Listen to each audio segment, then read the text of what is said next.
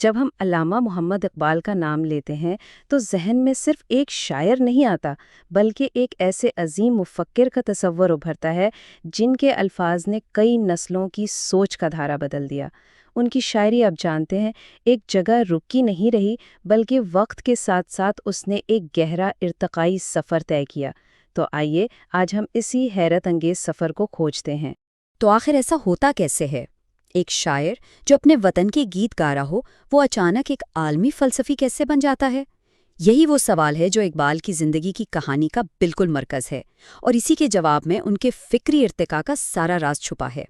تو اس تجزیے میں ہم اقبال کی شاعری کو ایک آئینے کی طرح استعمال کریں گے اور دیکھیں گے کہ کس طرح ان کی آواز وقت کے ساتھ نہ صرف بدلی بلکہ اور بھی گہری اور بھی پر اثر ہوتی چلی گئی۔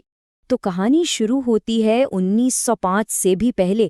یہ اقبال کے سفر کا پہلا دور تھا، جب وہ ایک پرجوش وطن پرست شاعر تھے۔ اس دور کی شاعری کو اگر آپ دیکھیں تو اس میں فطرت سے محبت، رومانویت اور ایک متحدہ ہندوستان کا خواب، یہ سب بہت نمایاں نظر آتا ہے۔ ان کا وہ مشہور ترانہ تو سب نے سنا ہوگا، سارے جہاں سے اچھا ہندوستاں ہمارا، ہم بلبلیں ہیں اس کی یہ گلستاں ہمارا۔ یہ شعر اس دور کے جذبات کی بہترین عکاسی کرتا ہے۔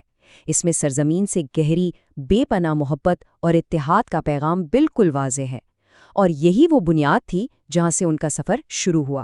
یعنی اگر ہم اس پہلے دور کو سمیٹیں تو 4 بڑی چیزیں نظر آتی ہیں: فطرت سے عشق، شاعری میں رومانیت کا رنگ، ہندوستانی قوم پرستی کا گہرا جذبہ، اور سب سے بڑھ کر ہندو مسلم اتحاد کی پرزور دعوت۔ اور پھر کہانی میں ایک زبردست موڑ آتا ہے، ایک ایسا موڑ جس نے سب کچھ بدل کر رکھ دیا۔ 1905 سے 1908 تک یورپ میں ان کا قیام ایک ایسا اہم مرحلہ ثابت ہوا جس نے ان کے عالمی نظریے کو، ان کی سوچ کو بنیادی طور پر چیلنج کیا اور ایک بالکل نئی شکل دے دی۔ بس یہ 3 سال، یہی وہ وقت تھا جس نے اقبال کو اقبال بنایا۔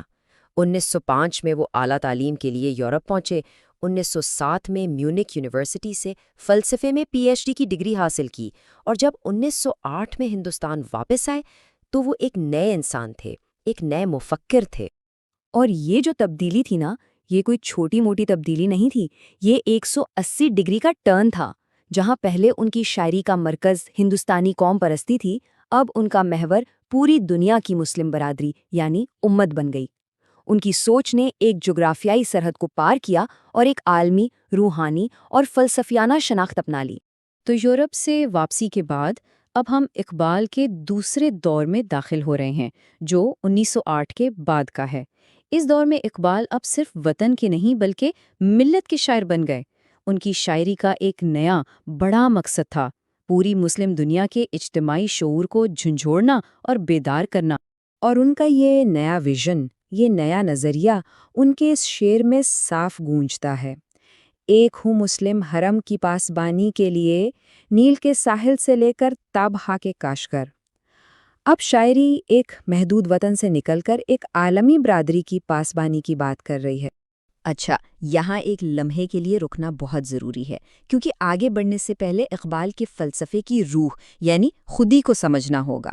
یاد رہے، خودی کا مطلب غرور یا تکبر ہرگز نہیں ہے، بلکہ یہ خود شناسی کا نام ہے۔ اپنی ذات کو پہچاننا، اپنی چھپی ہوئی صلاحیتوں کو جاننا، اور پھر عمل کے ذریعے انہیں دنیا پر ظاہر کرنا۔ یہی وہ تصور ہے جو ان کی بعد کی تمام شاعری کا مرکز بنا۔ اور یہاں سے اقبال اپنے سفر کے عروج پر پہنچتے ہیں۔ یہ ہے ان کا تیسرا اور آخری دور، جسے فلسفیانہ عروج کا دور کہا جا سکتا ہے۔ اس دور میں اقبال شاعر مشرق کے طور پر ابھرے اور اپنے سب سے گہرے اور لازوال شاہکار تخلیق کیے۔ یہی وہ دور تھا جب ان کی وہ کتابیں آئیں جنہوں نے دنیا کو ہلا کر رکھ دیا، جیسے اسرار خودی، جس میں فرد کی خودی کو جگانے کا پیغام ہے، پھر رموز بے خودی، جو فرد سے نکل کر اجتماعی خودی کی بات کرتی ہے، اور جاوید نامہ، جو ان کا ایک عظیم روحانی سفر نامہ ہے۔ انہی تصانیف نے انہیں ایک لازوال فلسفی شاعر بنا دیا۔ اور ان کے پورے فلسفے کا نچوڑ شاید اس ایک شعر میں مل جاتا ہے: خودی کو کر بلند اتنا کہ ہر تقدیر سے پہلے خدا بندے سے خود پوچھے، بتا تیری رضا کیا ہے۔ یہ صرف شاعری نہیں ہے، یہ عمل کی دعوت ہے۔ یہ اپنی تقدیر خود بنانے کا پیغام ہے۔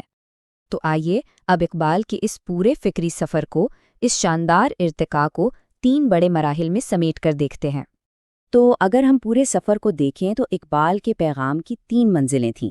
پہلی منزل وہ ایک وطن پرست تھے جن کا مرکز وطن تھا، دوسری منزل وہ ایک مفکر بنے جن کا مرکز امت تھی، اور آخری منزل وہ ایک فلسفی بن گئے جن کی توجہ فرد کی خودی پر مرکوز ہو گئی۔ اور آخر میں ہم ایک بہت بڑے سوال پر آ کر رکتے ہیں۔ خود شناسی اور متحرک عمل کا اقبال کا یہ پیغام آج کی دنیا کے لیے کیا معنی رکھتا ہے؟ یہ ایک ایسا سوال ہے جو ان کے فلسفے کو ہر دور میں زندہ رکھتا ہے اور ہمیں ہمیشہ سوچنے پر مجبور کرتا ہے۔